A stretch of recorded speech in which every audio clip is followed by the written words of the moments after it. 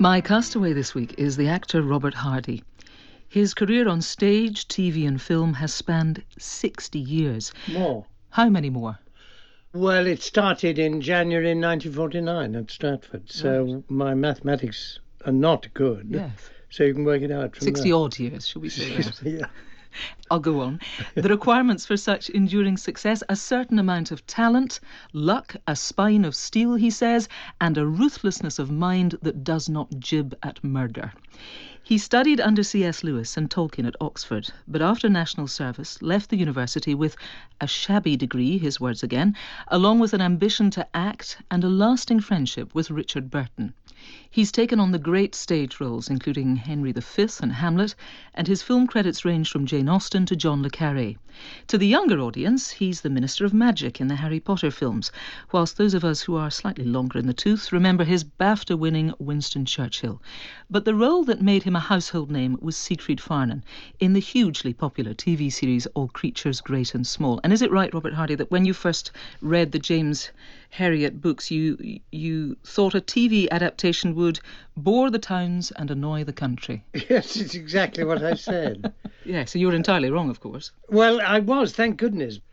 And both town and country, in their different ways, rather enjoyed it. When did you know you had a hit on your hands? I don't think the BBC was ever sure they had, because we used to do a year or 9 months, whatever it was, and then there'd be a break while they chewed their fingernails and thought, shall we do some more? But it was wonderful for people like me, because I did a year and then I went off and did something else. And by the time you got to All Creatures Great and Small, we should remind people, of course, that you had a long list of very impressive credits already behind you. You played opposite Laurence Olivier with Coriolanus. You joined Judi Dench in Henry V. You were the first David Copperfield to meet us on our TV screens. The Henry V you did with Judi Dench, when you were combining your hearts and realms, I had a little look at it yesterday. You looked like you really were entering into the part with gusto. I'm thinking of particularly when it came to kissing her. Oh, yeah, that's absolutely true. In fact, I'm always in and out of love, but that scene with Judy, I really had trouble with, because she was so delicious and played it so superbly. And as you said, I mean, the great joy of acting is getting into the part, whatever it is. That's why I love playing parts of people who've actually lived, like Henry V, Winston Churchill, whatever it may be, you know, because finding one's way in by whatever methods into the character so that you feel you know him, you feel you know how he walked, whatever, how he thought, is the joy of it, much more than actually messing about in front of the camera. But that scene with Judy had got me really hot under the collar. Yes, well, she herself looked rather hot under the collar too, I have to say. Well, yes, she did. That's two good actors at it.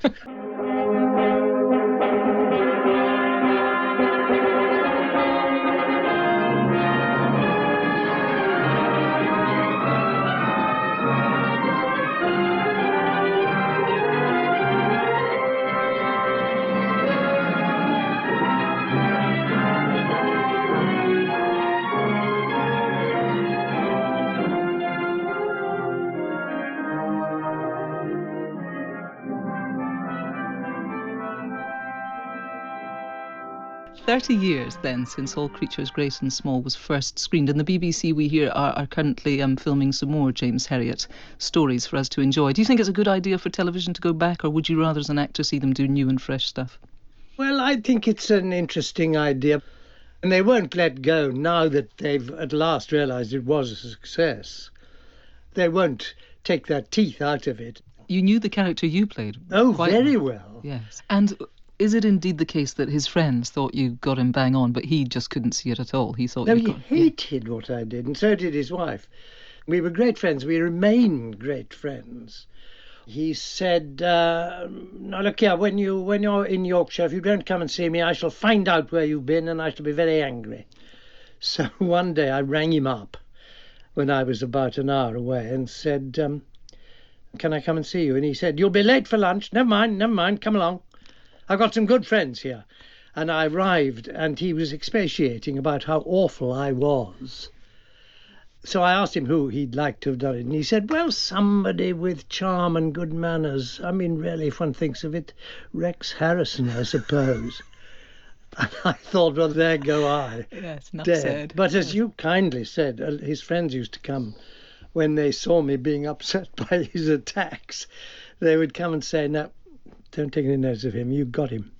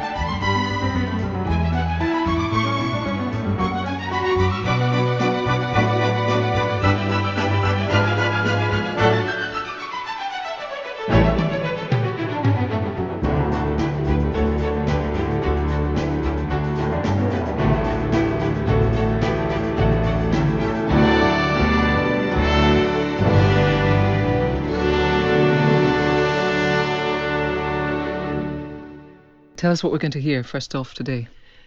A most wonderful number sung by Pearl Bailey from a production in 1955 in New York, which was a complete flop. It was directed by Peter Brook, A House of Flowers. But this is What Is a Friend For, from The House of Flowers. What is a friend for? Should a friend bolt the door? When trouble knocks and the cradle rocks, is a friend just a metaphor for good times and nothing more? A friendship's never complete on a one-way street. Takes a two-way test to bring out the best. All the rest is just sheer badinage, only a mere mirage. Who needs a friend with a hasty heart, who's only pleased with the tasty part, enjoys a cherry without the stones, loves to love, live alone? To my mind there's nothing worse than that primitive, insensitive kind of person. I like a friend to be a full-time contributor, a doting devotee, that's when all our friend is for. That was Pearl Bailey and What Is a Friend For, from the musical House of Flowers. So you have, as I said in the introduction, acquired this whole new audience with the Harry Potter movies. You played, of course, the Minister of Magic, Cornelius Fudge. In 4 of the films, we should remind people, of course, of the incredible cast that accompanied you. There was Maggie Smith, Robbie Coltrane, Miriam Margolyes, Julie Walters. It sounds like that must have been a blast, was it, working on those big movies? Yes, it was, because so many of the people I was with I knew pretty well. We behaved quite badly, I think, because we knew each other so well, but the result was okay. He was a fudgy politician, trying to play both ends down the middle. What do you mean you behaved quite badly? What did you get Well, up we to? used to be giggling, and I think directors, one after another, got rather sick of us. Is that why they kept changing the directors then? Yeah, I think it probably was. Yeah. You're 86 now, and you were written out earlier from the films than the character was in the books. Why was that? Well, it's insurance that kicks old actors like me out of the game because, I was insured for over $1 million at some point, or there's the last film or the one before, and they would have wanted to put it up, the insurers. So Warner Brothers, who was short of cash, of course, said very sadly, there was a day when 3 producers got onto a party telephone and rang me up and said, we don't know how we're going to say this, but I'd already sort of sussed it out and said, no, I know you're going to sack me.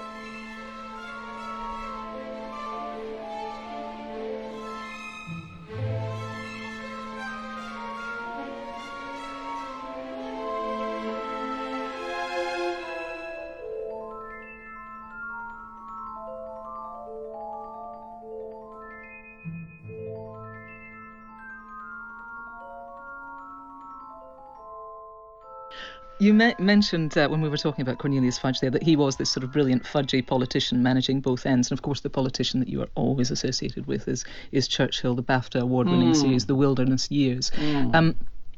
How do you manage to nail it without it either being an impersonation or a parody? Where do you begin with that? I fought not to do it. But I suggested masses of other people who might have done it. Why did you not want to do it? Well, I just didn't think I was anywhere near it. I just didn't think I had the capacity or anything. The brilliant performance, a lot of it was in the jaw and the mouth. Did you have a sort of set to the jaw that you... Oh, no, I had... my dentist at that time knew about the dentist who dealt with Churchill. And he made me a plate, which fitted, so that I was constantly trying to overcome this sight thing. And there was a time when we were filming in America, and I took it out in the Arizona desert and put it down on the table. It was snatched almost immediately by one of those sort of wild dogs. Right. And that was the end of the plate, but I needed it to begin with as something to overcome. Fascinating. Our second disc of the day, Robert, what are we going to hear? I'd like to hear the second movement of Beethoven's Seventh. And tell me why you've chosen this. Because when I was still at school, I got permission to go to a concert, I think it was in Leicester, where the London Philharmonic was playing the Bruch Violin Concerto No. 1, followed by the Beethoven Seventh. And I was so entranced by it that I went and saw them afterwards, and they said they were short of money, so I went back, and in my house at school I managed to raise a tiny sum of money, which I sent to them in an envelope. And they were so thrilled. They said, we're coming to play at your school. Would you like to choose the programme? So away I went, and I chose the Bruch Violin Concerto, followed by the Beethoven Seventh, and they kindly played it. It was simply thrilling.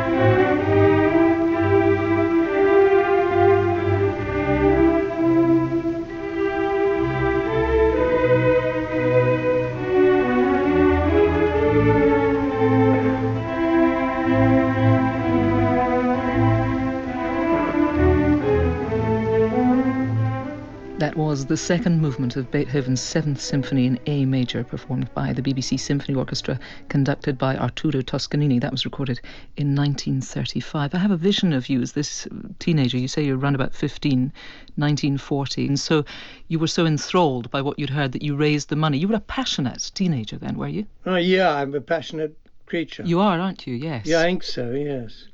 Being a passionate person can be a difficult thing to live with. Has it sort of ruled you through your life, do you think? Oh, yes, it's hell.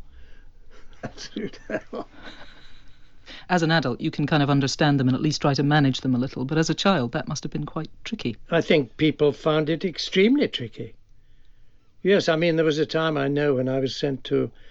No, advice was taken from, I never was actually confronted, by an eminent psychiatrist. And it did no good, of course. What were you doing to worry your parents to that degree? I suppose being rebellious, tiresome, exploding, you know, all sorts of things. Right. It's no use moaning about them now. It's too late, anyway. Yes, I don't want you to moan about them, but I think it's an interesting way to live, and often a very difficult way to live, to be a hostage to your passions like that. Yes, I think you're right.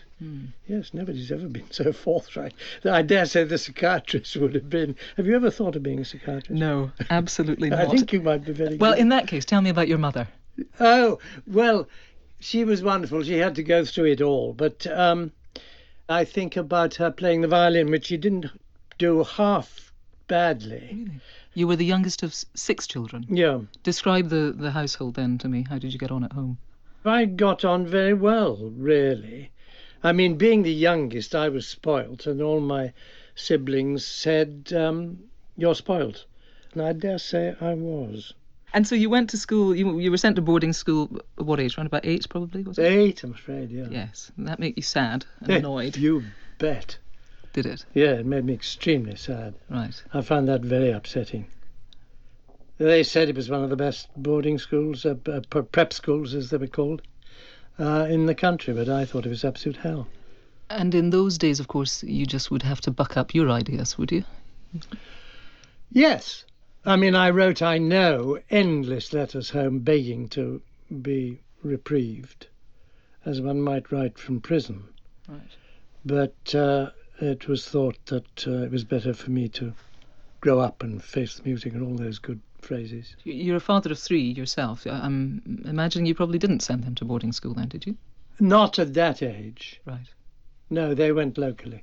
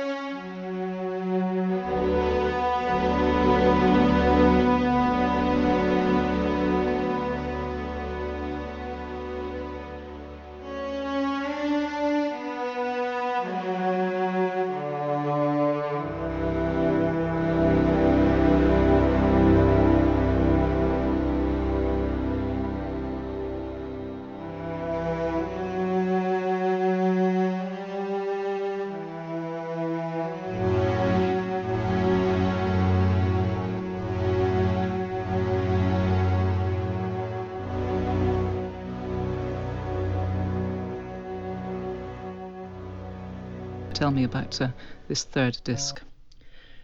Enya, that extraordinary lady who recorded and over-recorded herself and then over-recorded again. And this makes me think of a time when I was passionately in love and played it again and again and again. But also it has a connection because the piece I want played is called The Longships. And this has a Scandinavian connection. And I have deep connections with Scandinavia.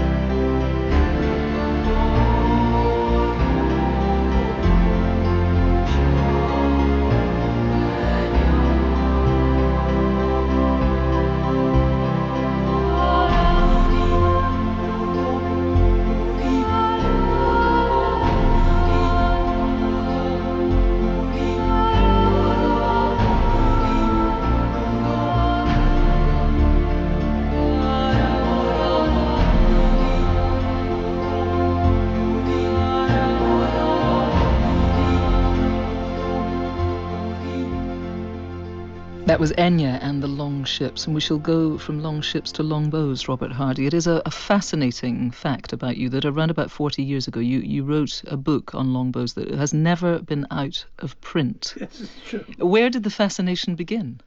I think it began when I was about 6, and I found 2 longbows in the attic. And they weren't broken then, I broke them very swiftly. And I wanted to know all about it from then on. So you had a go and you broke them, did you? Yeah, I had to go and I broke them, yeah. And now let me get this right. At the same time that you were busy filming All Creatures Great and Small, you were also asked, because of your historical knowledge and expertise, to be an advisor as the Mary Rose was being lifted from the seabed. Tell me about that. Before she was lifted. Right. Because they emptied her first, you know. Right. And Margaret Rule, who was the spirit and drive behind the whole thing, she had on her desk piles of books covering every discipline she was going to have to learn about. And when the first one came up, somebody said, I think it's a pikestaff. She took a look and said, no, it isn't, it's a longbow. Now, wait a minute, who is this man reaching for this first book I'd written? And she said, who is this man? Get hold of him. And I went down and saw the first longbow and the first arrows up from the Mary Rose. And I practically fainted with excitement. Eventually, they were handed over to me, and I had 138 of them to look after, to clean, to investigate, to restore. I had them in my cellar, uninsured, for something like 8 years. Quite a responsibility. Well, yes, if you got worried about it, it was.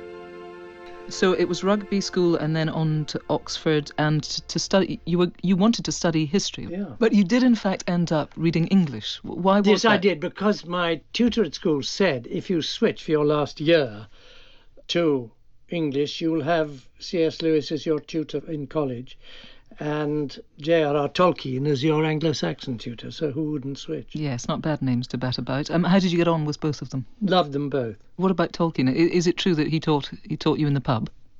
He did on several occasions, yes, he did. One a magic occasion when he said, next week, Tuesday, 11 o'clock in The Bird and Baby, which is the Eagle and Child. And I went past it the other day, and the table in the window round which he sat us is still there. I was absolutely thrilled. I stopped and just gawped through the window. There it was in all the chairs we sat in. He ranged us in front of him with his back to the window and covered his eyes and made us talk one by one. Come on, don't be shy. I want to hear more. Then he analysed us one by one, what part of the country we came from. It was an absolutely brilliant display. He said, now you want to know why we played that parlour game, and the reason is because I want you to believe me when I say this is how Anglo-Saxon sounded. The drochtermerchaf persid to the rote, and bathed every vine in switch liqueur, of which virtue engendered is the flower, and Zephyrus, etc., etc. And it was extraordinary, and of course one did believe it.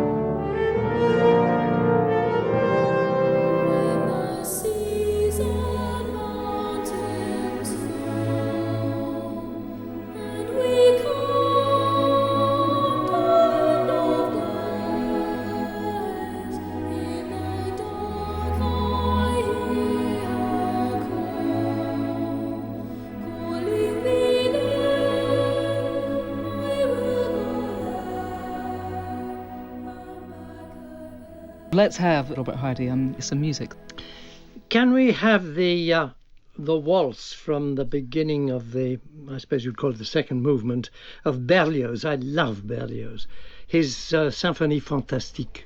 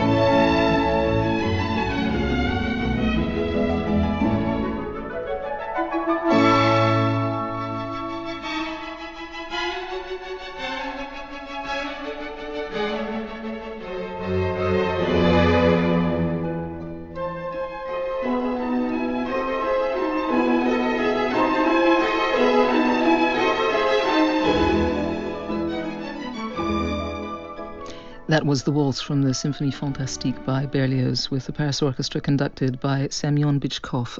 You left Oxford then determined to become an actor. Where had that passion really begun? I think at the beginning, I emerged as an actor, really. I think I was dissatisfied with what I'd found and decided to become other people. What do you mean you were dissatisfied with what you found? I didn't think much of myself. Of yourself? This baby is no good. I said, I want to be another one, a different one. Why? Why were you dissatisfied? I don't know. I just love the idea of being other people.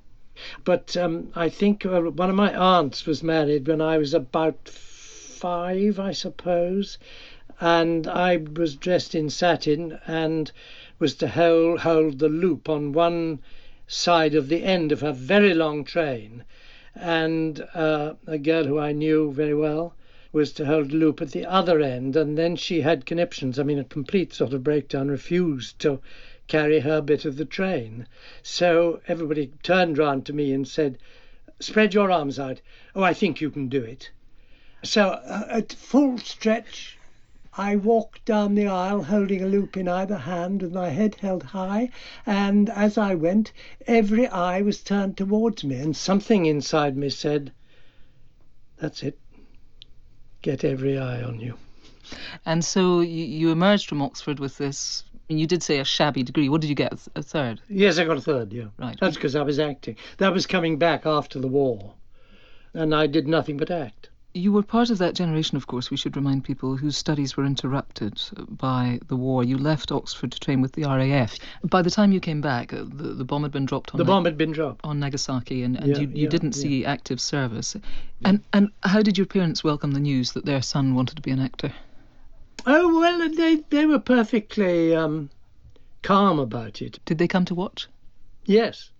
And when I rather startled London, playing Prince Hal at the Old Vic in 1953, I think it was, something like that. They were both thrilled, sparkling eyes and all that, surprise, surprise.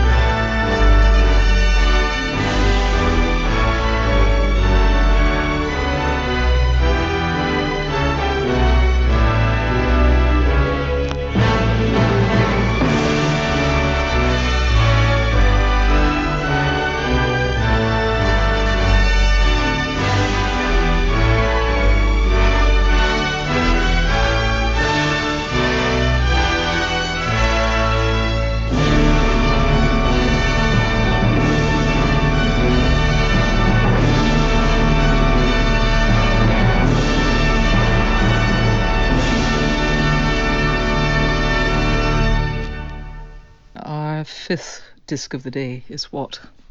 Well, this is the one piece that's left. I found it so difficult. I'm sure all your victims, all your friends Thank you for that. who join you find it really difficult. In my case, it's difficult because my head is constantly full of music. Right. But this piece, which is by Francis Poulenc, from his Petite Suite Française, was written specifically for the theatre, which is one of the reasons why it's included. Also, it makes me cry every time I hear it. The play was called La Reine Margot.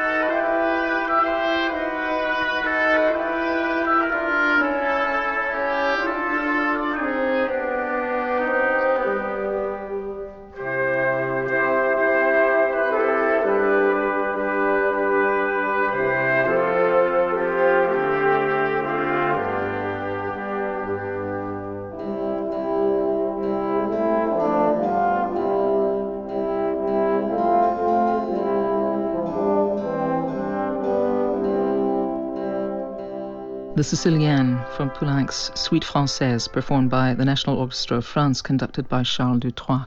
You have said, Robert Hardy, that you believe that an actor has to be stripped down, clean as a rocket, and must have no other interest. Do you stand by that?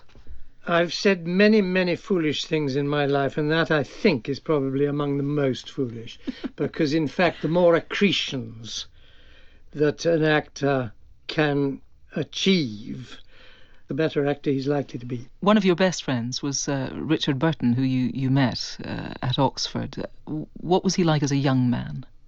Oh, absolutely compelling. An extraordinary man. Actually, that quote about stripping down being a rocket was in a letter I wrote to Richard. Yes. I wrote him endless letters on that sort of theme, which he very patiently endured, but I think they must have bored him to death because he was instinctive, speedy, quick, passionate in a totally different way from me. And you went on, you shared a house at one point, didn't you, with Richard Burton and his first wife, Sybil, is that right? Yeah, well, I used to be there a lot. Oh, you were? Okay. We didn't actually share a house. Oh, I see. And how did you get on? What was it? I mean, you know... Oh, wonderfully. I adored Sybil. Right. So that when the Elizabeth Taylor thing came along, I found it pretty difficult to accept. When did you first meet Elizabeth Taylor? Can you remember? Yes, I remember vividly. I was at home in my house in London then, and familiar voice came on the telephone. Hello, it's Rich. I've got a friend here wants to speak to you. Hand it over. Hello, Tim. My friends and family know me as Tim, which is one of my names. Right. She said, I want to come and have supper with you. Rich and me. It's Elizabeth Taylor. And round they came. And, of course, I realised I must have been extremely frosty, because as she got into the car at the end of the evening to go away, she clasped my hands in hers and said, "Don't hate me, Tim." Did she fix you with those violet eyes? Absolutely.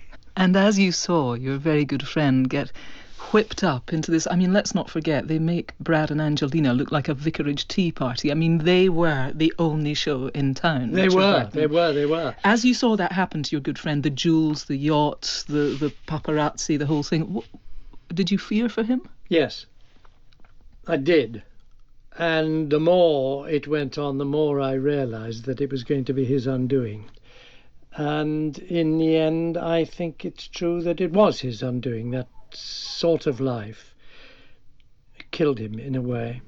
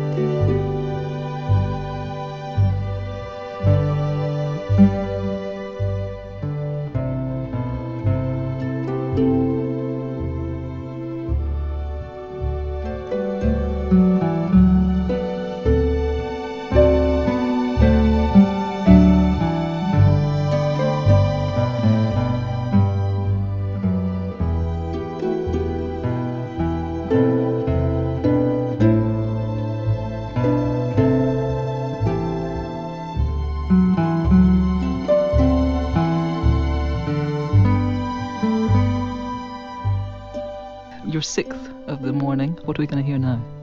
I love Sibelius, and this particular piece, there's a touch of the Sibelius and the stretching forests and lakes of his Finland. And then suddenly he turns in this piece sort of back to the 18th century. It's wonderful.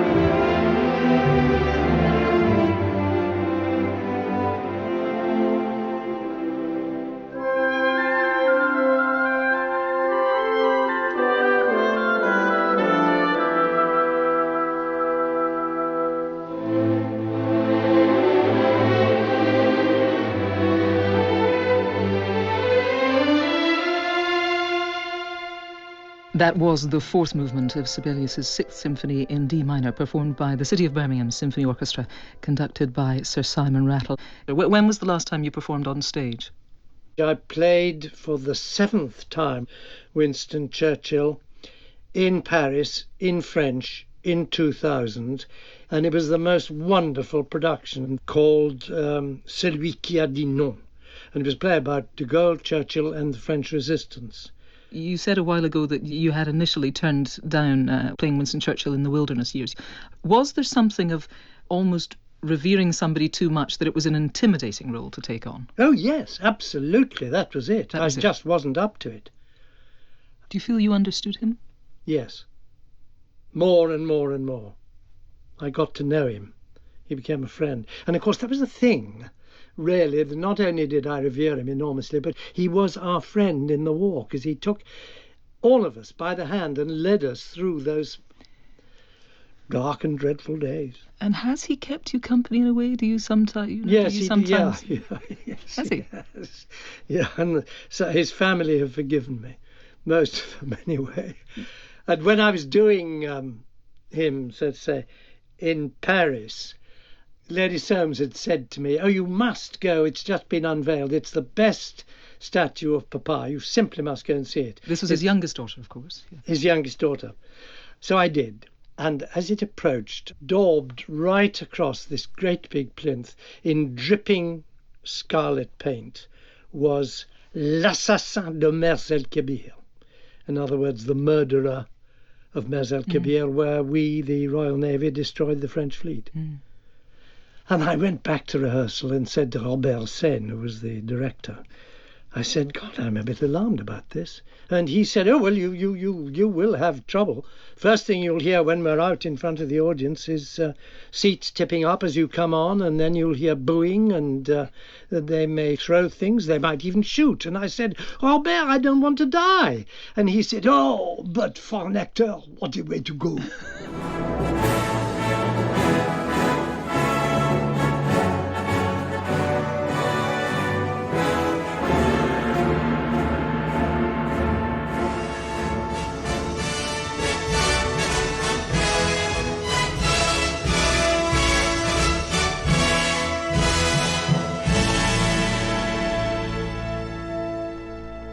Very glad you're here now. Let's have some more music, Robert Hardy. We're on our 7th disc of the day. Beethoven again, 2 Beethovens, but are you surprised? It's string quartet in B flat, and an extraordinary, unusual, rather like the Sibelius, in the midst of a very heavy, deeply passionate, philosophical piece, comes this extraordinary little dance movement.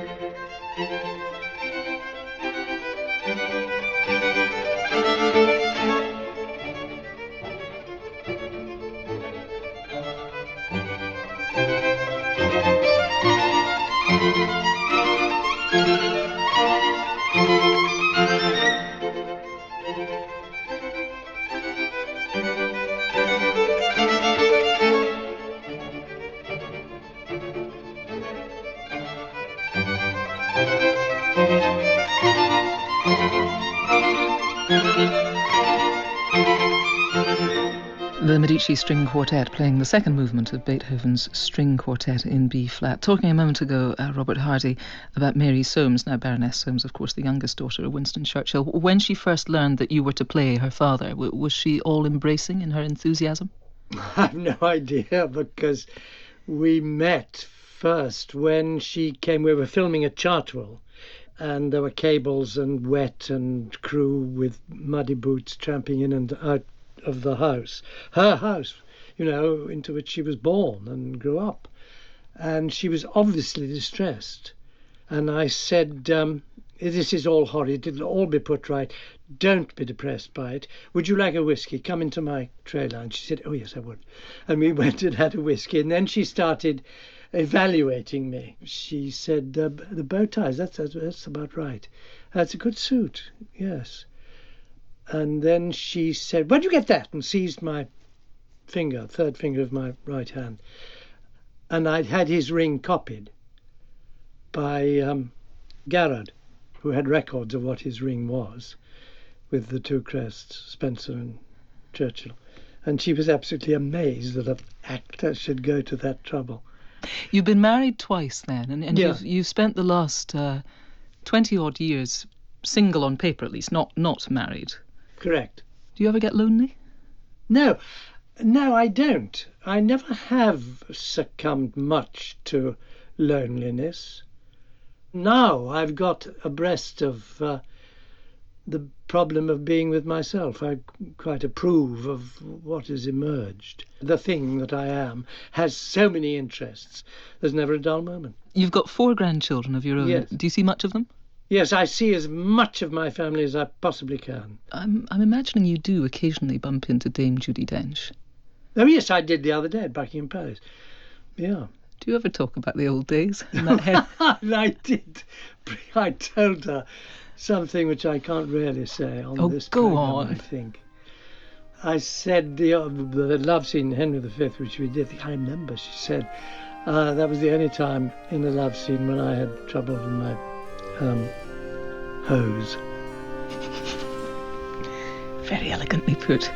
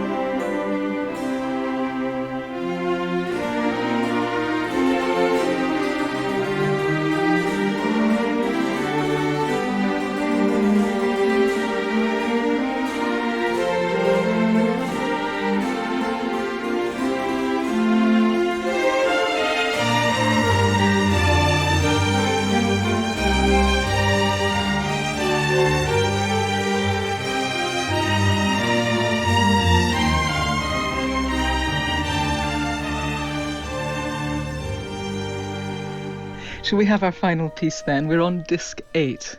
What are we going to hear, Robert Hardy? This is the sort of final bit of a work called De Profundis, which is composed by a nephew of mine, John Hardy, who's a very fine composer. And I think it very appropriate for somebody who's obviously going to perish on the desert island, because nobody would think it worthwhile to come and rescue an old man of my years. And I'm very happy and proud to after some difficulty, have achieved this recording from Westminster Abbey.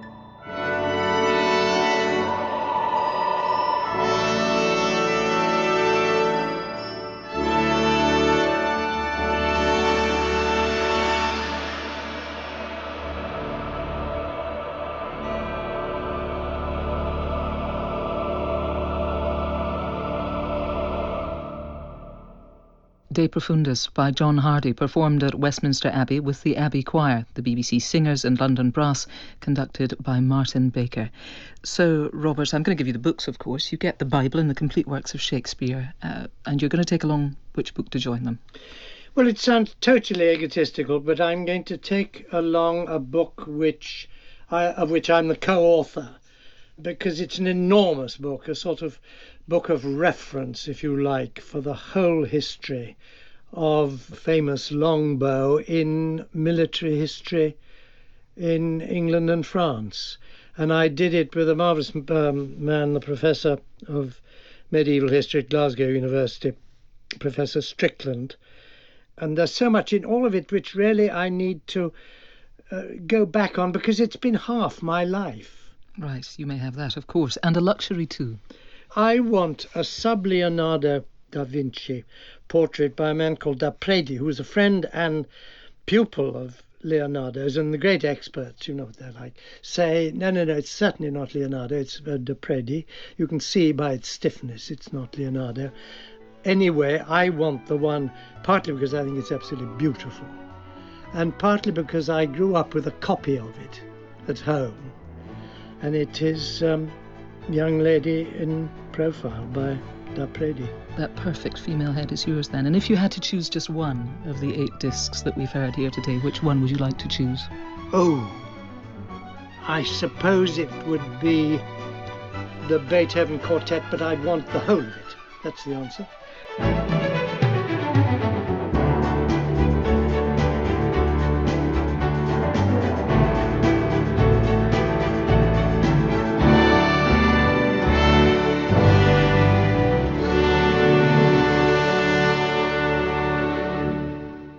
Robert Hardy, thank you very much for letting us hear your Desert Island Discs. It's been the greatest pleasure. Thanks very much.